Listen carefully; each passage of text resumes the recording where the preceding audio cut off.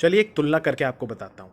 साल था 2020 का और तब अमेरिका के राष्ट्रपति डोनाल्ड ट्रंप भारत में थे और तब सीएए को लेकर दिल्ली में हिंसा हुई थी।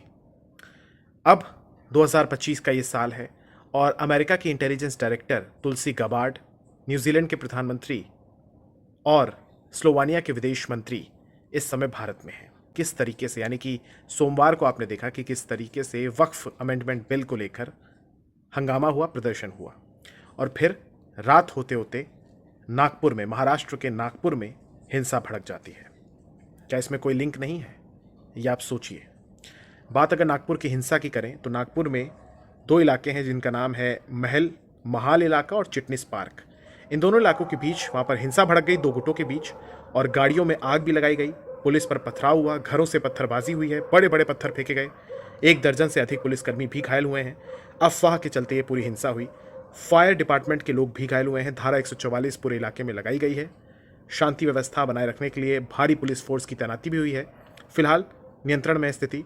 पुलिस ने आंसू गैस के गोले भी दागे ताकि भीड़ को तितर बितर किया जाए। चूंकि पुलिस वालों पर भी हमला हो रहा था, लिहाजा ये करना आवश्यक था। लाठीचार्ज किया गया। इस दौरान उपद्रवी जो थे उन्होंने लूटपाट भी की, जेसीबी में आग भी लगाई और अब उपद्रवियों की पहचान की जा रही है। कारण क्या था? कारण यह था कि हिंदू पंचांग के अनुसार महावीर, भारत के लिए, हमारे लिए परम पूज्य छत्रपति शिवाजी महाराज की आज हिंदू पंचांग के अनुसार 17 तारीख को जयंती थी। अब इस दौरान ये जो पूरा इलाका है, यहाँ पर वीएचपी और जो बजरंग दल के लोग हैं उन्होंने औरंगजेब का एक पुतला जलाया। आप जानते हैं कि औरंगजेब की जो कब्र है वो छत्रपति संभाजी महाराज नगर, जिसे पहले औरंगाबाद के नाम से जाना जाता था, औरंगाबाद के नाम से, उसमें वहाँ से तकरीबन 25 किलोमीटर की दूरी पर खुलदाबाद एक इलाका है, वहाँ पर इस क्रूर, इस आतताई, इस आतंकवादी औरंगजेब की कब्र है। अब इसको हटाने की मांग चल रही है और महाराष्ट्र में ये पॉलिटिक्स भी हो रही है। तो यहाँ पर जो विश्व हिंदू परिषद है या बजरंग दल है, उन्होंने पुतला जलाया, लेकिन अफवाह ये फैलाई गई कि वहाँ पर एक आपत्तिजनक, आप कह सकते हैं कि, हरकत हुई है। ऐसी अफवाह फैली, धार्मिक भावनाओं को ठेस पहुँचाने की अफवाह फैली। तो लिहाजा दूसरे पक्ष के जो लोग थे वो इकट्ठा हुए और फिर दोनों गुटों की तरफ से ये, आप कह सकते हैं कि, पत्थरबाजी हो गई। एक अफवाह के कारण ये सब कुछ हुआ है। पुलिस, साइबर पुलिस हो या सीसीटीवी फुटेजेस हो, तमाम इनके द्वारा अब खंगाले जा रहे हैं और उन उपद्रवियों को भी उठाया जा रहा है। 50 से ज़्यादा लोगों को हिरासत में ले लिया गया है।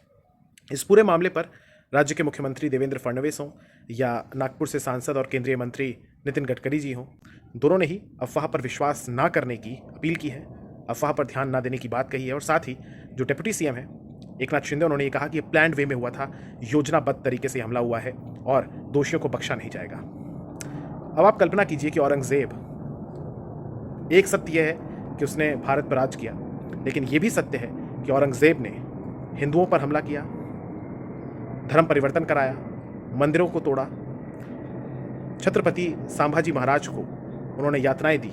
इस औरंगजेब की कब्र अगर यहाँ पर है और इस औरंगजेब को अपना खुदा मानने वाले लोग यहाँ पर हैं, तो फिर वाकई में सोचने की ज़रूरत है कि ये कौन सी मानसिकता है। छत्रपति शिवाजी महाराज हो या संभाजी महाराज हो, ये सब हमारे आदरणीय हैं और ये धर्म से ऊपर हैं। ये पूरे भारत के महान पुरुष हैं, महापुरुष हैं। और औरंगजेब जैसे क्रूर, आतताई इंसान के लिए अगर हिंसा हो रही है तो दुर्भाग्यपूर्ण है ये।